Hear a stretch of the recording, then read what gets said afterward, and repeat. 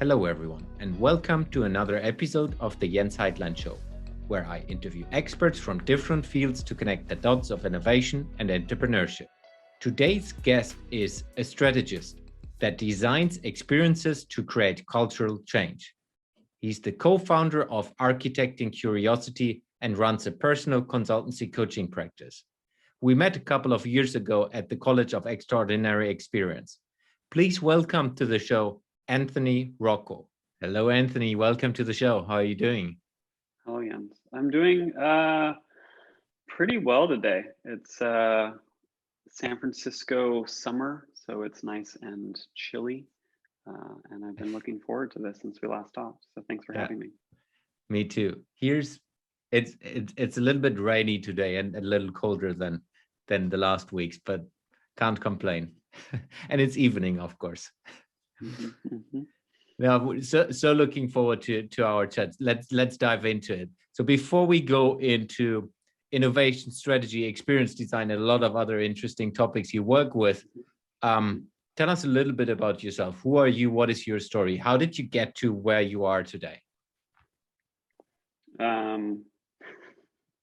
It's a winding road. I'll do my best to kind of hit some broad strokes, high moments, and stop me, and we can unpack any of them if you want. Sure. And I've talked about some of these things in other interviews, but the part of my origin story is that my father worked for the FBI, and so we moved around a lot in the States. We moved to many cities every 2 years.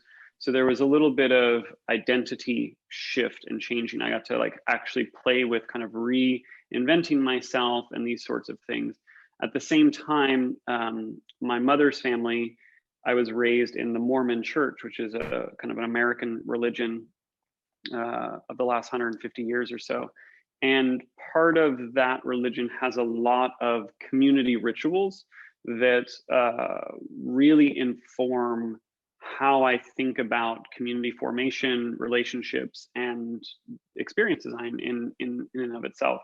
So a lot of that formulated what became kind of teenager Anthony, where I became very, very interested in channeling these interests into creating film or drama. So that could be theater or motion picture or TV or whatever. And so I ended up getting to go to NYU Film School and study making films. And the things that I learned there really honed my craft of thinking about not just experience design as a concept, but the actual practical application of how do you construct a scene? What is the narrative? How are you also bringing together the team? What are all the elements necessary to capture this moment? And then how are you telling that story to an audience? And so there's multiple parts of when you're actually making a film or capturing a scene and then needing to kind of show that out, how that directly applies to any sort of experience that we're talking about in any part of the world. You just take the cameras away and we're kind of doing the same thing. So from there, I became kind of more and more interested in what is this experiential thing. And that's when I got sort of involved in what is the Latitude Society, a project here in San Francisco that has things written about it, but the kind of high level version of it is that it was a secret society, members only club dedicated to immersive experiences. And so I was an experience designer there as well as a facilitator, getting to take people through a sort of solo magical journey, as well as then facilitating group interactions. From that project, and there's a whole chapter in that project we could go into, I emerged from that project being able to bring those sort of refined skills to corporate clients. And I began helping produce sort of C-level events. And they were mainly more immersive or entertainment driven, wanting to impress C-level executives or customers or things like that, and sort of wrapping them in a layer of fantasy and entertainment in that way to kind of drive home the the brand or things like that. We did things for Pepsi and Google and these sort of high profile clients. From there, as I was doing that work, I became personally less and less interested in throwing a party, which when you kind of boil it all down, ends up kind of, it's like, it's a party. And more interested in how, when I was working with these clients, how the teams were developing the strategy of why did they want this party? And what was the purpose of bringing these C-level customers together? And how does this connect to our bigger vision or our deeper purpose or these sorts of things? And so I became involved in sort of like an SYP spin out consulting group. And I got to work on projects for Activision and Kaiser and working with the CEO and the executive leadership team to craft this sort of larger vision, strategy, and culture piece around kind of bringing a 200,000 person organization along that journey. What is the actual employee experience piece, and kind of bringing that strategy to life. And that became much more interesting to me. And I kind of describe it when people ask me, it's like at the core, it's the same thing. It's just, I went from like making fiction movies to like making documentaries. It's just the application is the same, but I just kind of took the fantastical elements out of it, and I'm working with real people and real problems and that sort of stuff. Not that anyone is more or less bad. It's just that's what I became more and more interested in. And so from there, emerging out of those projects, I've kind of cultivated my personal practice where I work with individuals and teams and leaders and things like that. And then at the same time, am kind of realizing that I have some years behind me now, and I'm pulling sort of my approach to things into the Architecting Curiosity project as helping build a curriculum with my team members, Pim and Monica. That's a high level condensed. There's multiple chapters there that we could talk, for a long time on. I have a couple of notes here. So we will go back to the Latitude Society, definitely, because I'm interested in that. And of course, the Curiosity Project and your personal business. But let's take us first into the Latitude Society. Yeah. So what was special on that? And now let's take it from an innovation angle. So what did you learn from that society, from that work, from an innovation perspective, and after that we go into how you describe and how you think about innovation? That's a great question. So for context, I found myself in so-called San Francisco, this city on this land, the Ohlone land of the western part of this continent. And I was a part of the Burning Man Festival, which is a whole other chapter. But what I would say about that I learned through some of my mentors there, including John Law and a few other people, was this idea of bringing the magic home in a way, not just letting the container, a meeting, let's say, be the one place to sort of innovate. That innovation to actually integrate into the system needs to be spread without. So this is a classic thing I say to clients all the time, which is, if you have a separate department that is the innovation department, you're not understanding innovation. The whole organism, the whole culture, innovation, and I don't even really like the word innovation, but it's a useful term, needs to be disseminated throughout the entire culture for it to truly be innovative. So when I was invited to join the Latitude Project, it spoke directly to this desire of mine to see what it was like to bring the magic of a Burning Man-esque thing into the daily life of a city, the culture of a city, and that sort of thing. And there was a few things that I learned in that process. The first thing that I learned was how unprepared most people were for that level of intense immersive experience. It's sort of like, taking someone to a really, and nowadays we're even so desensitized to violence and things like that, but taking someone to see something, a movie or something that they really have no context for. So I learned the sort of skillfulness of noticing where someone's at and what their threshold for what our friend Paul Valencia would sort of say is that, transformation window or something like that. And I'm sure Paul has great language around what that is exactly, but that it's relative for that individual. And I can sense that in my body a lot easier now in terms of noticing where someone or a team or a culture is at in terms of being able to piece that together. And I learned that just through repetitions of sitting with people who were having emotional reactions to something that I was fairly desensitized to because I'd done it so many times and had peak experiences and those sorts of things. The second piece that I'll kind of call in is that culture, it takes a lot of effort for culture to not become homogenous. And so what I mean by that is I see culture as a garden. It's this organic growth process. It is not mechanical. You can't take a part out and replace a part and just make it do what you want it to. It's like tending a garden.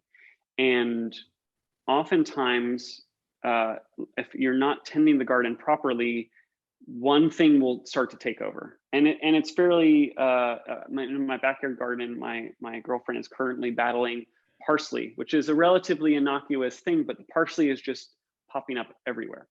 And so what started to happen was that obviously being in the city that we're in, there's a subtle Burning Man culture, and the members started sort of inviting more of that. And so very quickly, it kind of just turned into a Burning Man subculture. And there wasn't enough initiative to really consider how to actively not allow the culture to become homogenous, like very quickly. There weren't mechanisms in place. And so that when I think as a leader or when I'm advising leaders or things like that, that oftentimes they're unaware of how homogenous the culture has gotten because it's the water and they've just been in it for so long. And especially when you're doing transformation work, organizational transformation, or when you're building a startup culture, which sometimes I work with startup founders and things like that, that work is it requires discipline and persistence, and it takes time for results. It's not a quick weekend workshop is going to like fix this thing, right? So those are some of the key pieces that I learned in watching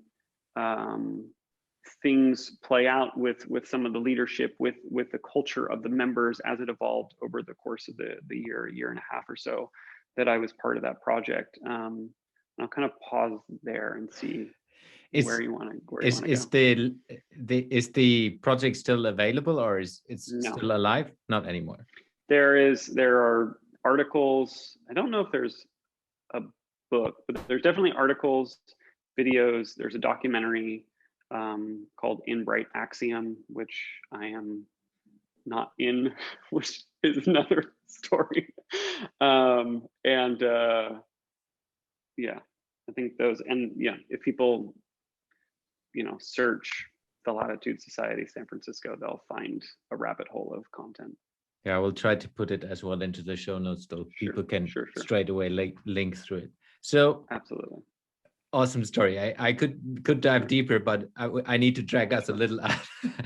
Please. If not, then we do Joe Rogan style interviews, like 2.5, 3 hours. I'm down. Just let me know. Next time we'll do that. Yeah, I was about to say. Then we get coffee and a couple of cookies next to us, and we need to do it in person because he's doing it in person. I'm game. In Berlin, when you get your space, I'll come and we'll sit for 2.5 hours and have a conversation. Can happen soon. Great. So let's get into innovation. You work with a lot of companies from startups, like you say, to large corporates, and you have been working with a lot of and seen a lot of things. How do you describe innovation for yourself in the context of corporates? Well, like I said, I'm not a big fan of the word itself. I understand its use, but when I generally use language around it, I'll lean more towards terms like transformation, which I also find slightly problematic at times. But if what we're getting to the core of is that and this is where I kind of try to really settle with leaders or leadership teams that are focused on the idea of innovating, really trying to understand what the root motivator is for that innovation. Because if they're just looking for new ideas or fresh ideas or different ways of beating the competition, then their motivation is very, very externally focused, right? It's sort of reacting to market situations, competition, world events, things like that. Whereas for me, why I use words like transformation or bring it back to culture is, especially in these really uncertain times, and this is where like curiosity is a key component for me, is that innovation occurs when the culture is cultivated in a way that innovation just becomes part of the DNA. You don't have to think about innovation because it is woven into the fabric of the culture. And this for me is why curiosity is a base level threshold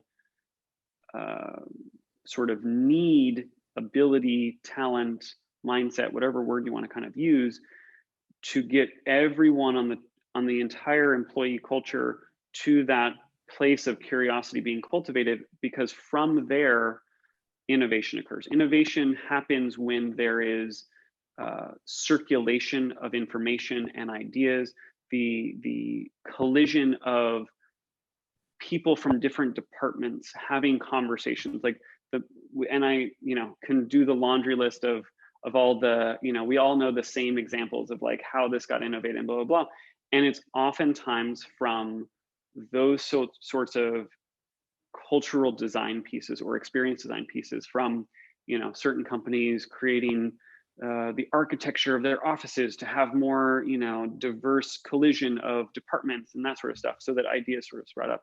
So that sort of the core innovation piece that I try to cultivate with people is not that you need a single innovation. It's not just how we're going to innovate this business practice or this department or this product or product line or whatever it is, but that there's a fundamental internal cultural transformation where on the other side of that transformation, innovation becomes just as much of the water as any other part. It's standard operating procedures. It's not just a once a year strategic planning session where it's like, well, we got to innovate this thing. So I'll pause there. It's sometimes a lot for people, especially when they're like wanting the kind of quick and easy solution where it's like, well, we just need to innovate this one piece to like kind of take that in, and it's like, oh, that's a much bigger thing to lift. Yeah. And the fun thing is we're very much aligned on that without speaking ever about that. The tricky thing in today's time is everything needs to be right now. It's like, hey, yes. I need you're the innovator, and it needs to happen right now. Yeah. And that's, I think one of the challenges I see quite a lot is that companies understand that it is a cultural change and it will take more towards years than days, but it's like, hey, we need to have the first outcome tomorrow. It's always fascinating. But let's not go into that rabbit hole right now. I would like to double click on curiosity. Yeah. So how do you design for curiosity? Yep. So yeah, so it's a complex question. So similar to transformation, I don't, my bias is that I don't believe that one can design for that thing per se. The old joke, you can lead a horse to water, but you can't make it drink. That transformation and curiosity can have a container, and that we can create a space for a lot of that to emerge.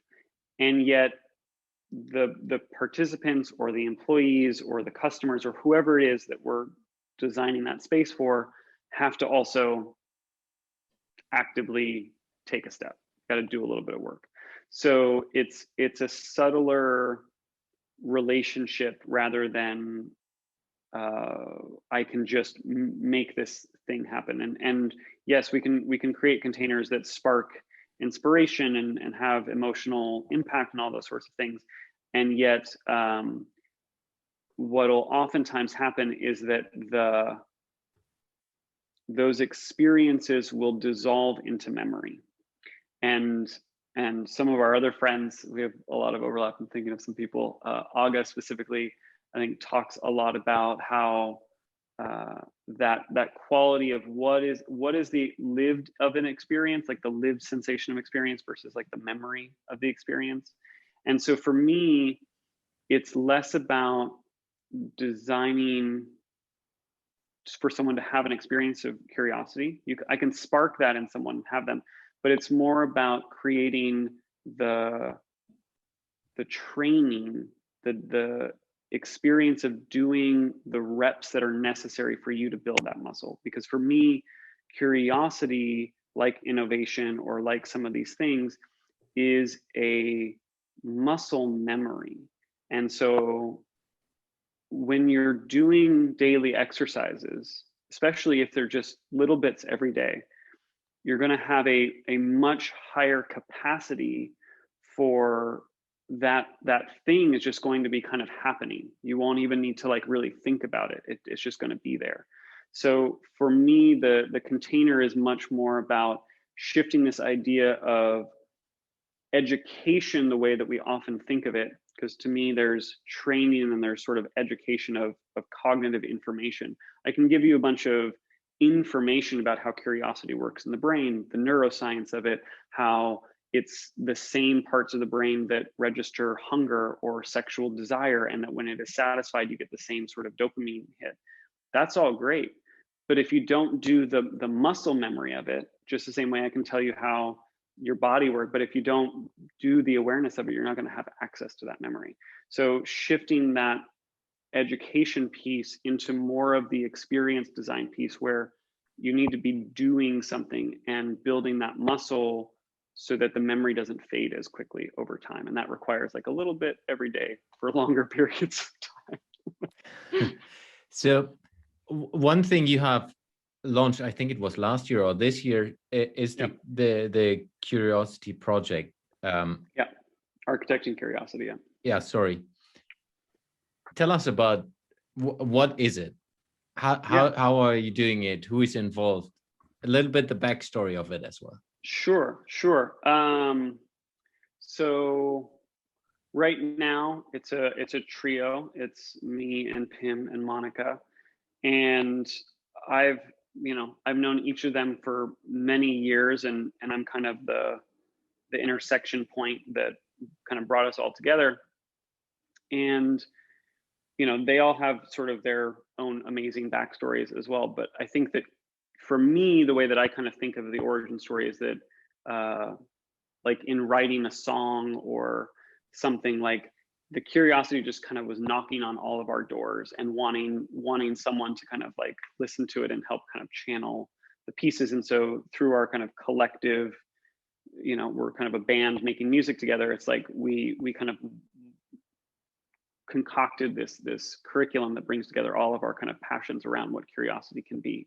So at the moment, what we have done is we've taken the curriculum into a 4-week time span. And I believe that the curriculum can be accordioned up or down, but for me, 4 weeks is the minimum amount of time for you to actually see change in your muscle of curiosity. You know, we could do a 1-day workshop, and I've done a lot of 1-day workshops and I do them with teams and stuff, but those are oftentimes more sort of sparky. I'm going to get this kind of like high peak experience, and then it's going to like kind of fade over time.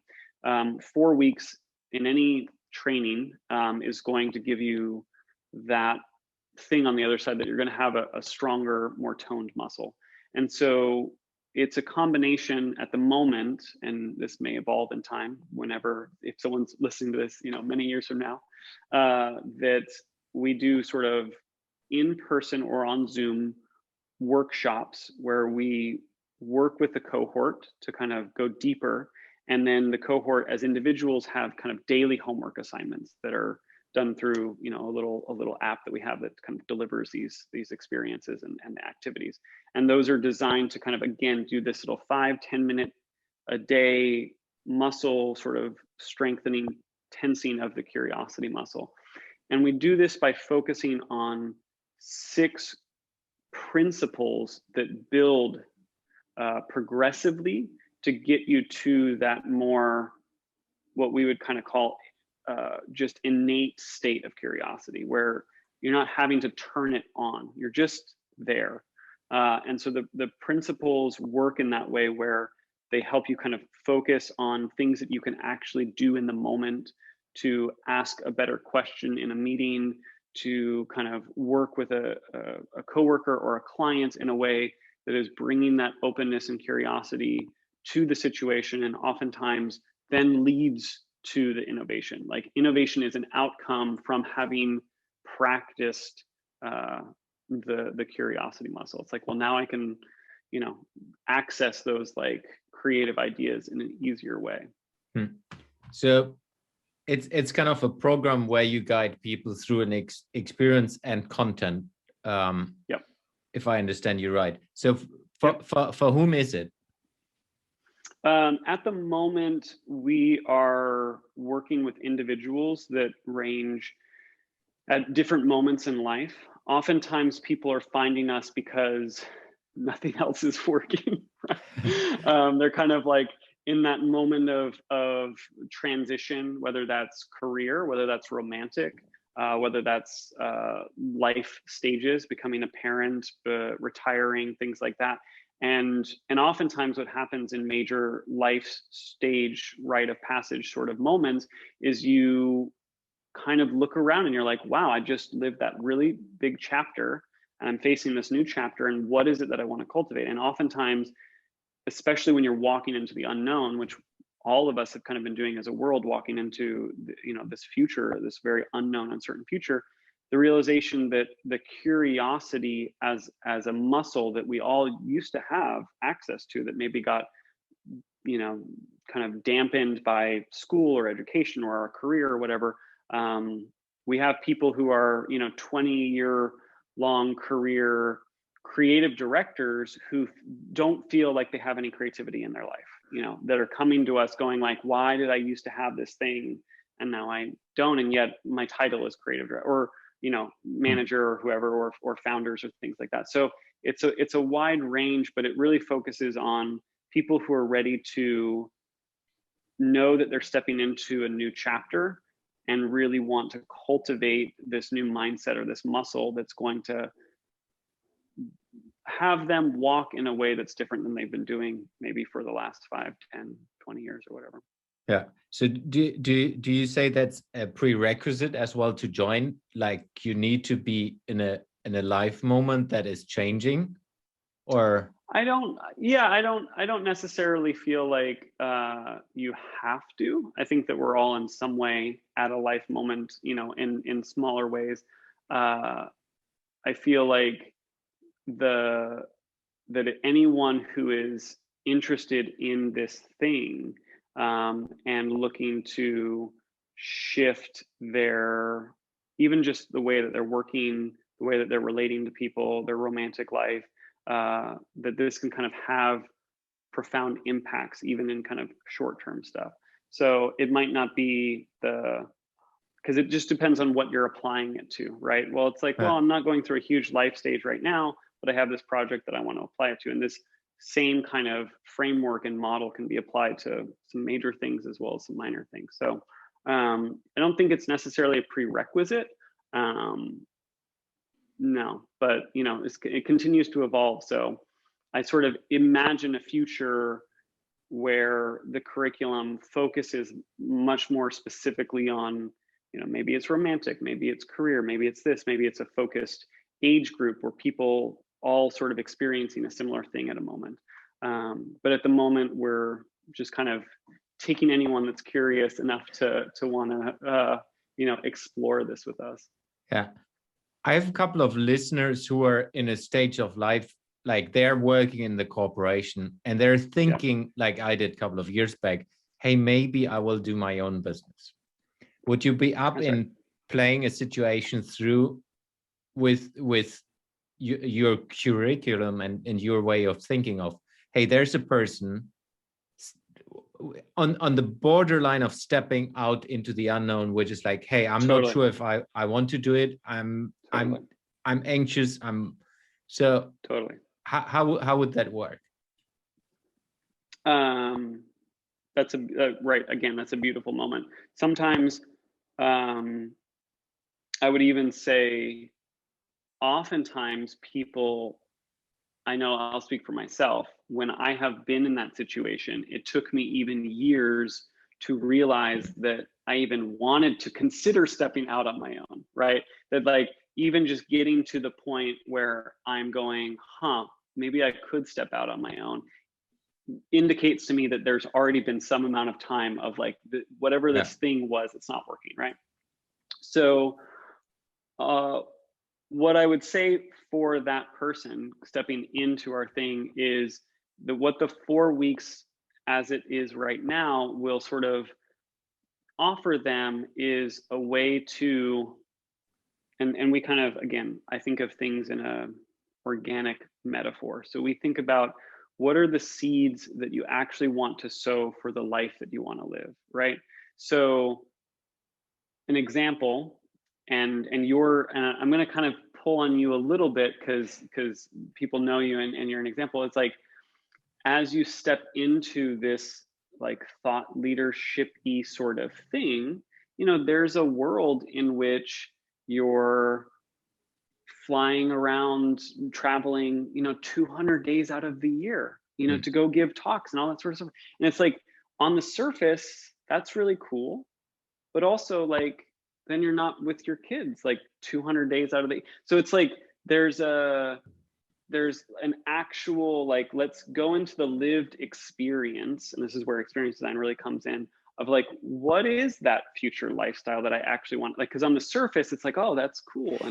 And I'm successful and famous and all, but then the lived experience is like, oh, I wish I was home right now. And like, I'm tired and I'm grouchy and I've been traveling and now I got to give this like talk again. Right. And so we help really understand what are the seeds that you're sowing, and you sow the seeds by what you're actively doing in your life right now. So how are you living in a way that does prioritize your values of spending time with your family, or having that creative practice that you gave up 20 years ago to become a creative director or whatever. What are some of those practices that you can call back into your life right now that don't require too much time to touch those things again? Then we go into a phase of what we call growing, where it requires the discipline of setting that time aside and creating a different kind of schedule for yourself to really apply those practices in a way that's going to grow whatever it is that you want to sow, right? I want to have a deeper relationship with this person or with this thing, right? So there's a growing period. Then there's sort of what we call a letting go period, right? So the fruits are kind of coming to fruition, but maybe they're not all the things that you had expected, right? And this is where oftentimes I really try to tell people is like letting go of that idea that you're going to get that very specific outcome, because this is a very different sort of thing than what we have been conditioned to believe is outcomes driven work, right? I can just focus on the outcome, do the math problem to get to the outcome. And transformation, curiosity work, true innovation, to call back to that word, the outcome is oftentimes has nothing to do with what we thought we were getting to. Yeah. True innovation is random and serendipitous and spontaneous and sort of all those things. So it's actually taking a moment to see what's there, like what has emerged, what have we learned, what have we gained that we weren't expecting, and what were the things that we did gain that actually we don't really want, we can just let go of. Like, I don't really need to keep doing that piece. And then the last component that we have in this cycle, this is our 4-step cycle, and we call it a cycle because it repeats on itself, is a period of rest. And this, for me, is really hard for most corporate people to really digest, because I know for myself, when I was working 60, 80 hours a week, that rest wasn't even necessarily an option. And when I was thinking about doing something else, looking back, oftentimes what I was actually, what my body was asking for was just rest. How can I actually rest?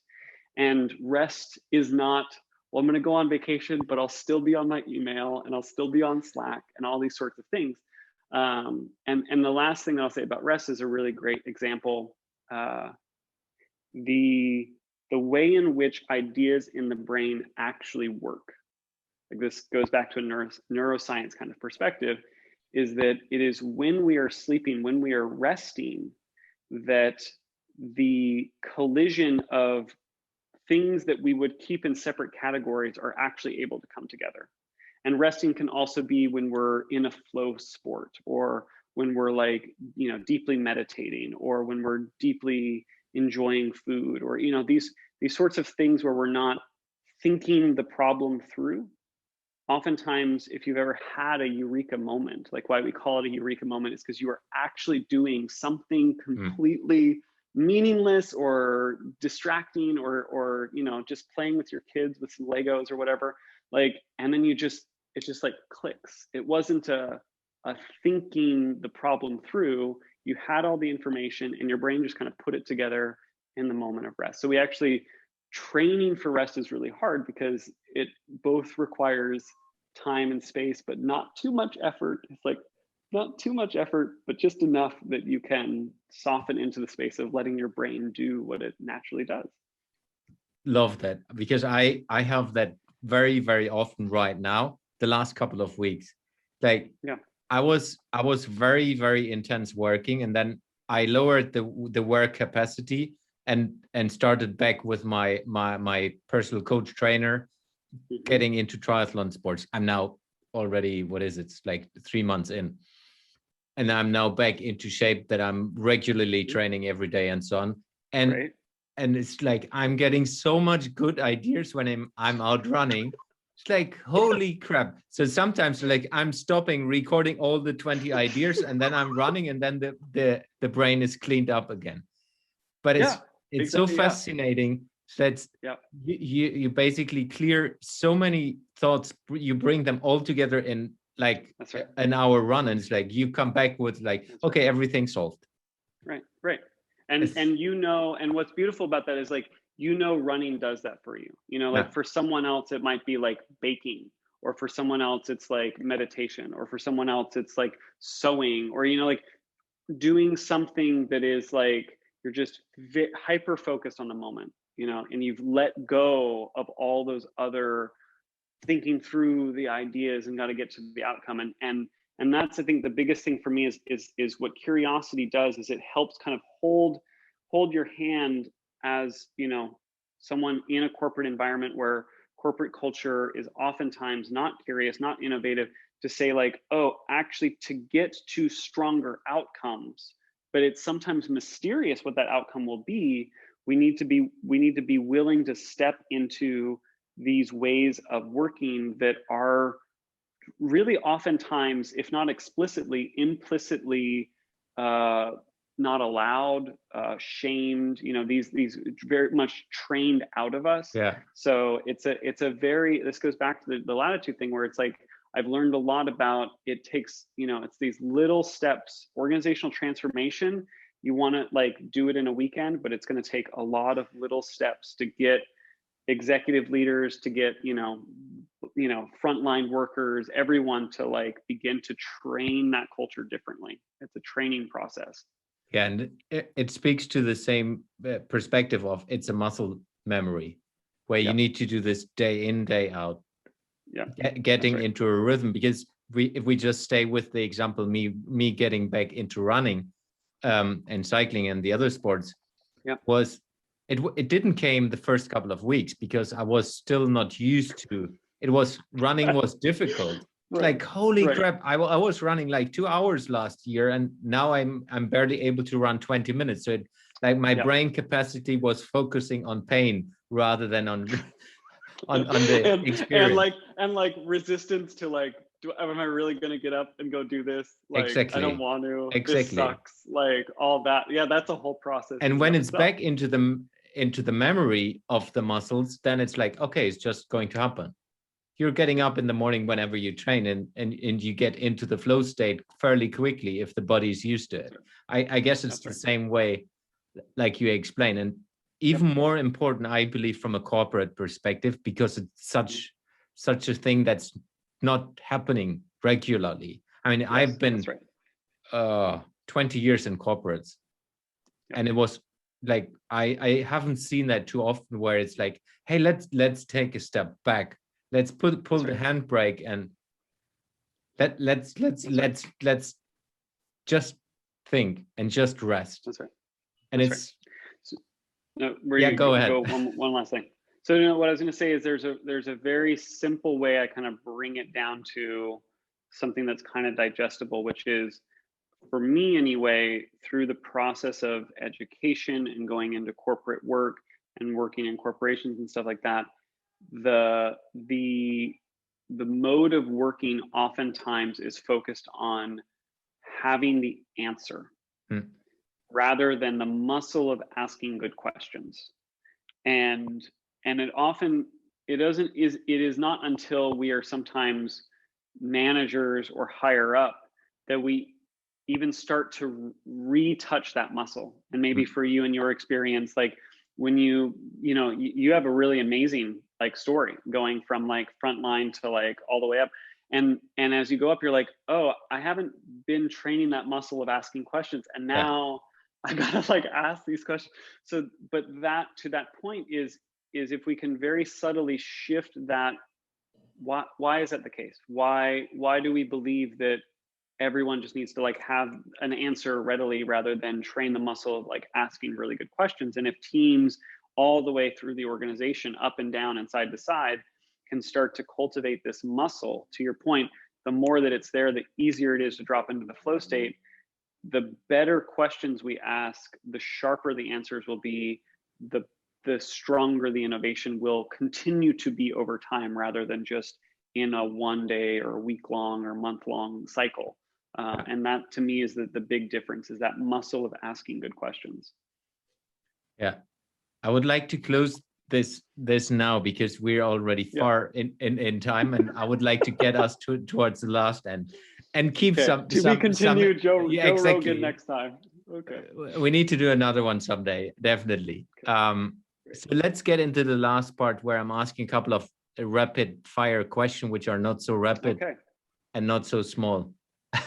Some of them at least. So if you would have the chance to work with a project, lead a project that is impacting every human being on Earth, what project would it be, and why would you choose to work with that project?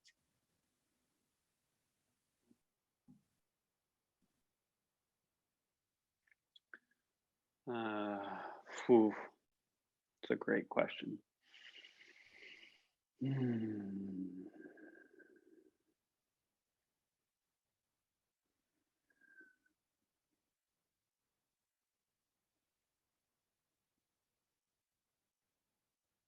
There's a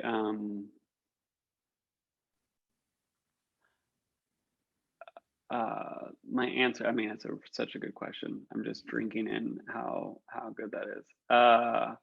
There's a I'm paraphrasing poorly, but there's like a quote from like the Dalai Lama or something where he says something to the effect of like, you know, if everyone in the world just like sat and meditated for like 15 minutes a day, you know, imagine what the world would sort of be like in a few weeks, if not a few years. To me, that's sort of what curiosity is. I feel like, especially for Western minds, and especially how Western mindsets have been adopted by the globe, that curiosity is almost like the first step to getting your butt to sit down and just, you know, quiet the thoughts for a second. And I really believe something like, if not curiosity directly, or what's underneath the word when I use the word curiosity, to what the Dalai Lama is speaking about, is a way toward solving, if solving, I don't like that word either, but these larger systemic things that impact all of us, to see the interconnectedness and the interdependence of all humans on each other. And if we could all have permission and space to cultivate that muscle again, imagine what the world could be like. So I think in some way I'm heading in that direction, and I hope that that'd be a great dream, to be part of a large enough project that's touching people in that way. Thank you for that question. That's such a good one. Thank you for your answer. So a more simple one, I hope, at least. Yeah. Where will you be in a year from now? And you can answer that from a more business perspective, Yeah. and or a private perspective. Yeah.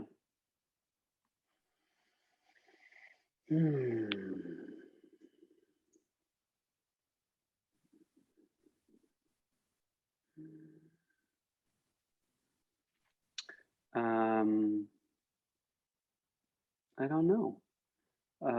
The mystery of the future is an interesting one to me.